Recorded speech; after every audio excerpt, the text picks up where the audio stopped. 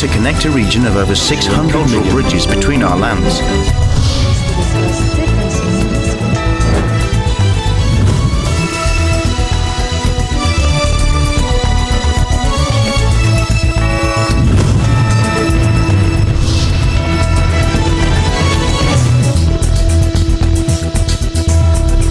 Good evening, I'm Alma Angeles, and you're watching ASEAN in Focus on tonight's headlines.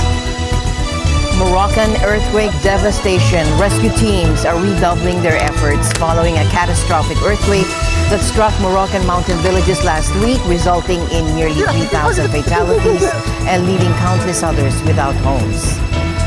Filipino citizens in Libya. The Philippine government has yet to receive any reports of its citizens being affected by the catastrophic flooding that has struck Libya, causing significant loss of life and numerous people missing. Jakarta's air quality crisis. Air quality concerns in Jakarta are not a new issue, but this year has seen even more severe consequences, prompting monitoring organizations and activists to raise alarm. Visa-free entry for Chinese tourists. Thailand's newly formed cabinet announces a temporary scheme set to commence at the end of September, offering visa-free entry to Chinese tourists, marking a significant development for the nation's tourism sector.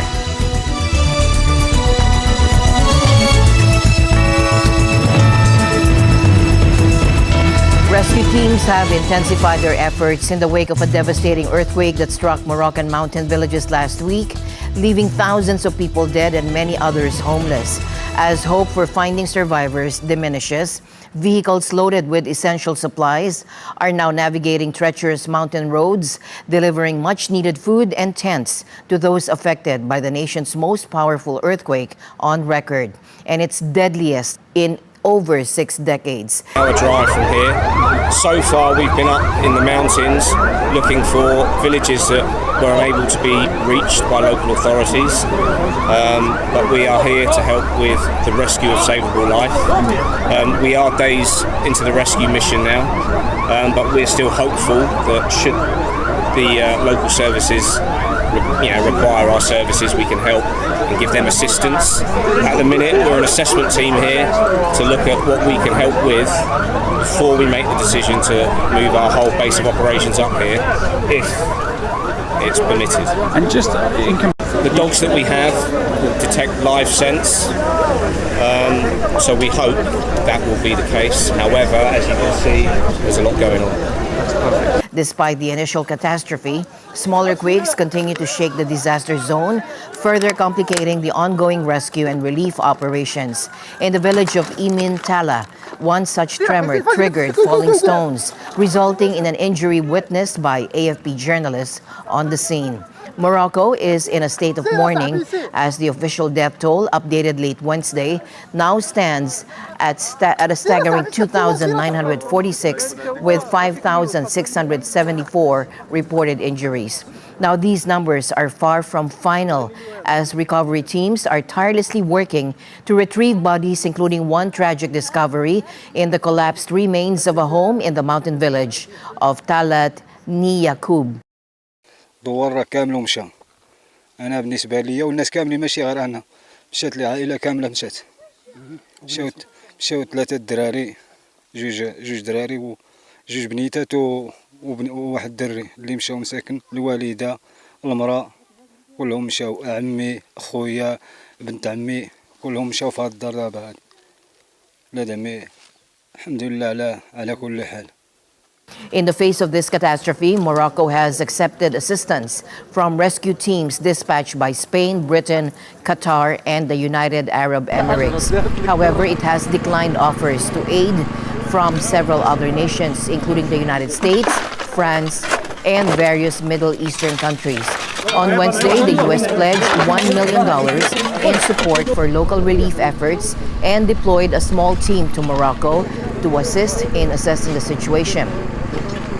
The road to recovery promises to be an immense challenge for the North African nation, which was already grappling with economic difficulties and years of drought. Now it faces the added concern of a potential downturn in its crucial tourism sector. In recent developments, the Department of Migrant Workers, or DMW, revealed that approximately 350 to 400 Filipinos in Morocco may have been in proximity to the devastating earthquake that struck the North African country last week. The DMW disclosed that a significant number of Filipinos in Morocco were situated in Marrakesh's Old City, located approximately 72 kilometers southwest of the epicenter of the magnitude 6.8 earthquake. However, DMW emphasized that as of now, there have been no reports of Filipinos confirmed to be affected by the quake. The situation in Morocco is under continuous monitoring by the DMW, the Department of Foreign Affairs, and the on-site labor attaché.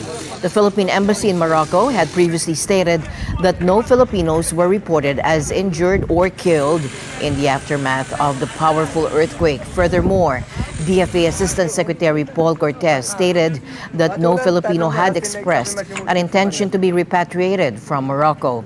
The DMW expressed the hope that no Filipinos would be adversely affected and that the situation would not deteriorate further for Moroccan citizens. In response to the situation, authorities coordinated through the Philippine Embassy in Rabat are taking steps to provide essential supplies such as food and water to those in need. The Philippine government has yet to receive any reports of Filipino citizens being affected by the catastrophic flooding that has ravaged Libya, resulting in a devastating loss of life and numerous people missing.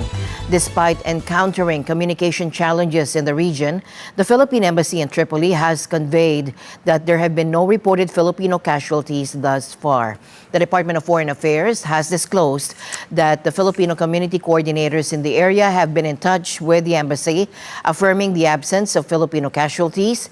It's also worth noting that approximately 1,100 Filipinos call Libya home, with 90 of them residing in areas that have been severely impacted by the flooding.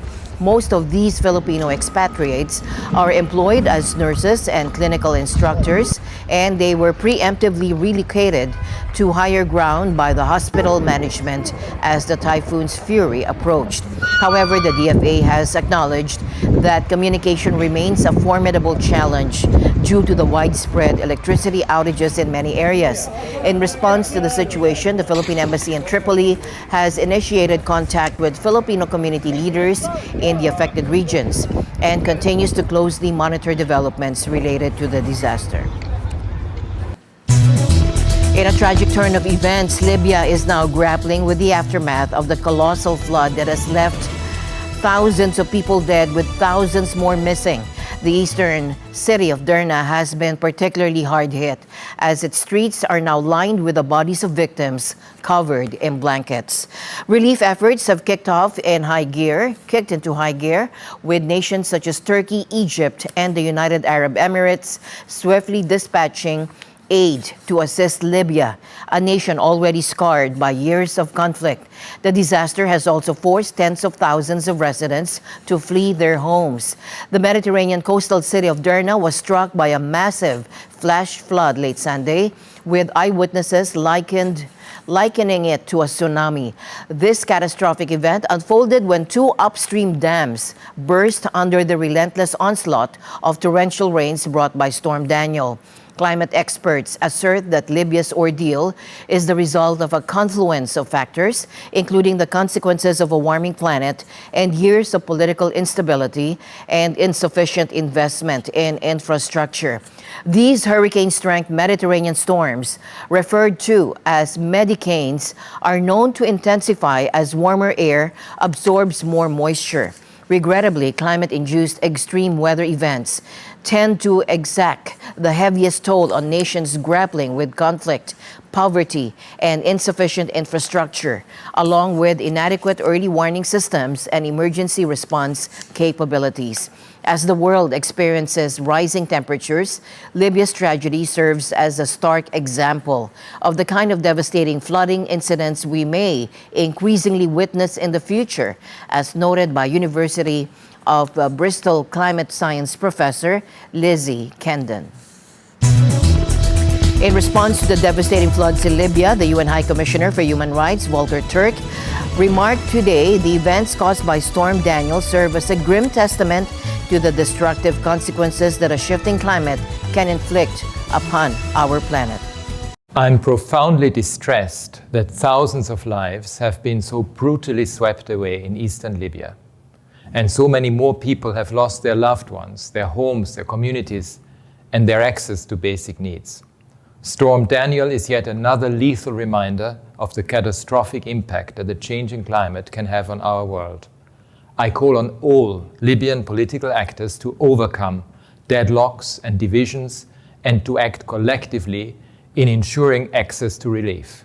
This is a time for unity of purpose. All those affected must receive support without regard for any affiliations. It is important that particular care is taken to ensure protection of groups in vulnerable situations who are rendered even more at risk in the aftermath of such a disaster. Human rights need to be at the center of the response to this heartbreaking situation. We need to invest in prevention and resilience.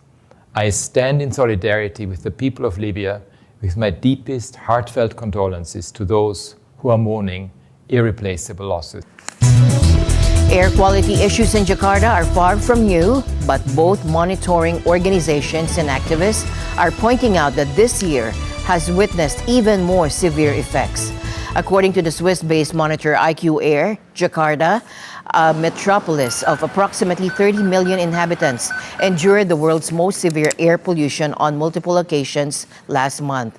For some residents, this situation has raised concerns about the city's support for their health.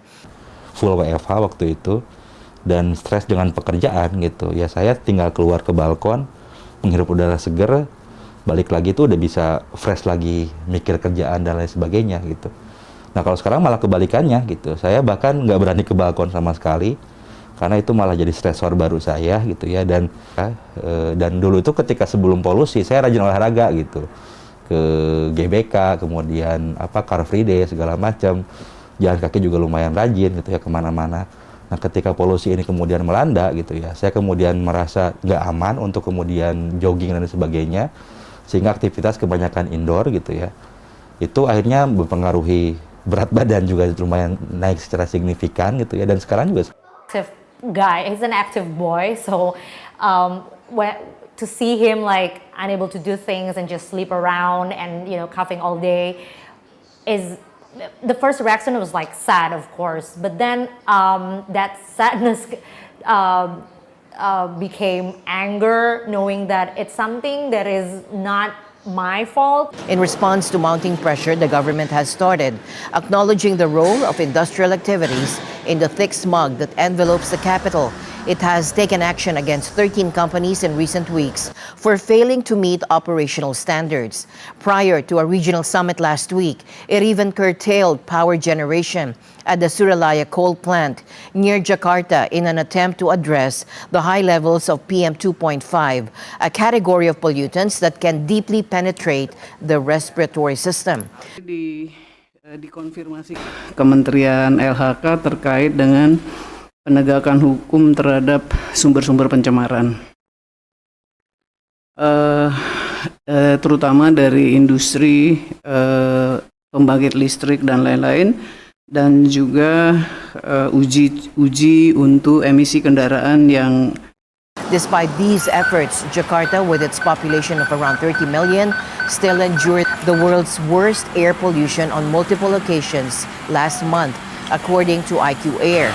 While experts acknowledge that air pollution is driven by various factors, including warmer air, wind patterns, and topographical features, they emphasize the significant role played by polluting energy sources like coal power plants scattered throughout Indonesia.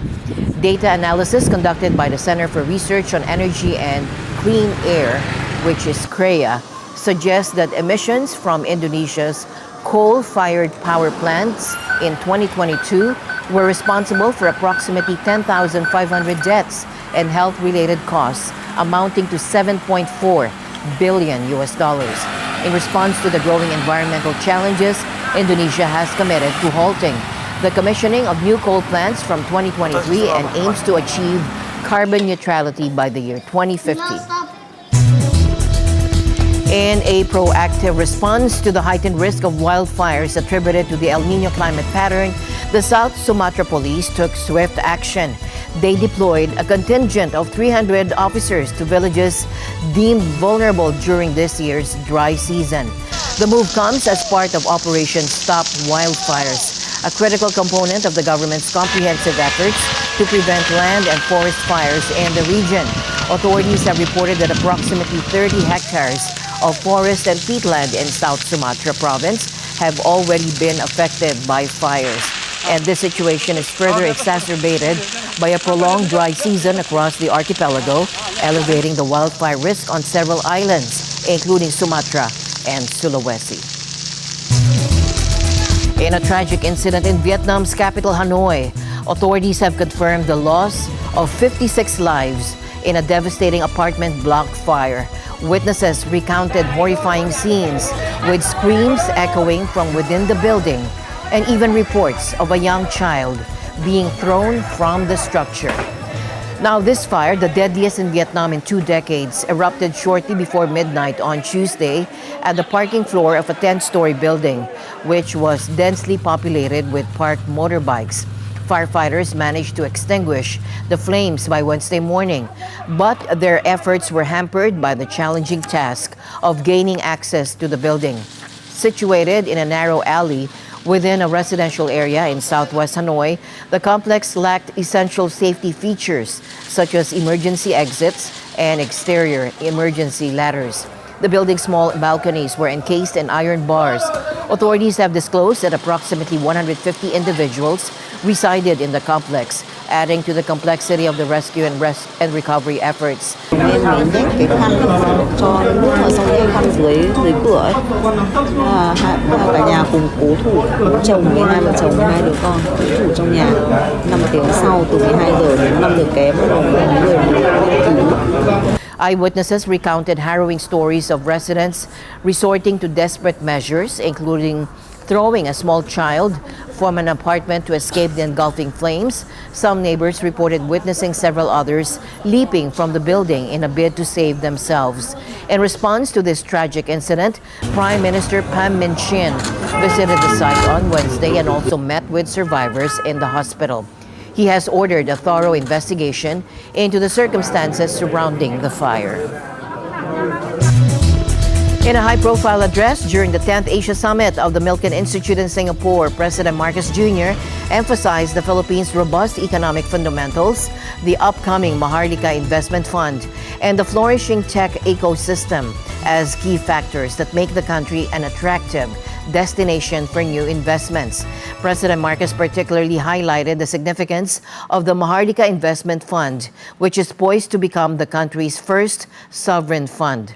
He emphasized that the MIF aims to attract investments and facilitate the development of crucial supporting infrastructure for the manufacturing sector without relying on additional government borrowing.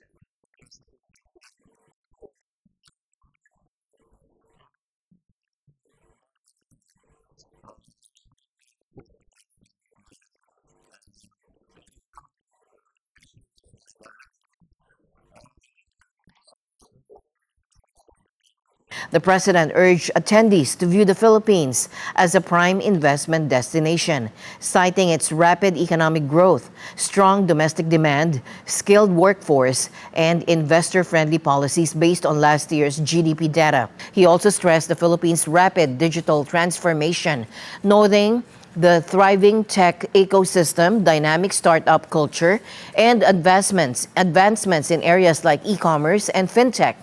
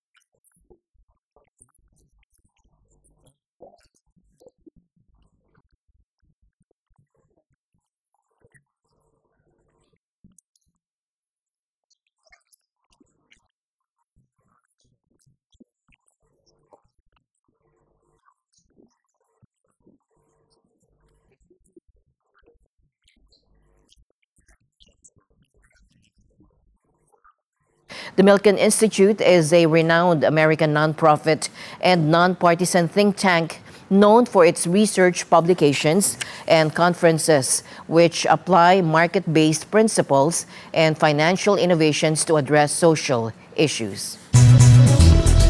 And breaking news tonight, the culmination of a tense 14-day manhunt has brought relief to a community on edge. Escape killer Danilo Cavalcante is finally back in police custody.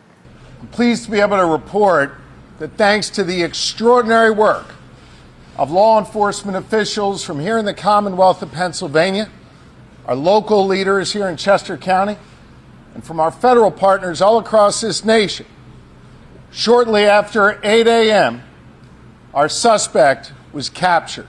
The dramatic series of events unfolded overnight, with authorities making a daring capture. In a turn of events overnight, a DEA aircraft equipped with thermal imaging initially detected a heat source but was forced to retreat due to severe weather conditions. Tactical teams, undeterred by the elements, closed in and secured the area. Hours later, they made their move. And shortly after 8 a.m., tactical teams converged on the area where the heat source was. They were able to move in very quietly. They had the element of surprise. Cavalcante did not realize he was surrounded until that had occurred. During the operation, it was a courageous K-9 that ultimately brought the fugitive down. No shots were fired during the apprehension. That did not stop him from trying to escape. He began to crawl through thick underbrush, taking his rifle with him as he went. One of the Customs and Border Control teams, BORTAC, had a dog with them. They released the dog. Some of our PSP CERT members were also there, had him surrounded.